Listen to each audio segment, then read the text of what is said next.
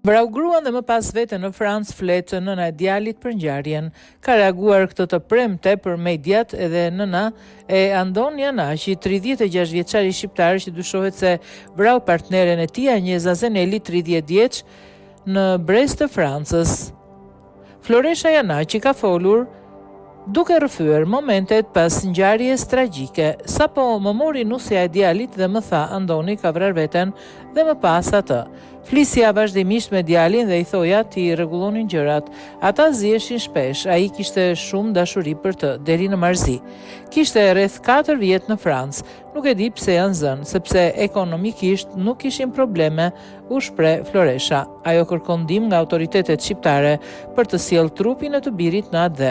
Kam edhe vajzën të sëmur, i lutem shtetit më ndihmoj për kthimin e trupit të djalit edhe familjes së vajzës i kërkoj falje. Më thanë të mos i marr se nuk kam fytyrë t'i flas, tha ajo më e të ndjerit. Ngjarja e rëndë ndodhi të njëjtën kur, sipas mediave franceze, rreth orës 16:30 një banor i lagjes Europë njoftoi policin pasi kishte dëgjuar 2 të shtëna armen në vend ngjarje. Pasi mbërritën forcat e rendit, gjetën trupat e çiftit pranë njëri tjetrit, ku ishte dhe një pushk pranë tyre.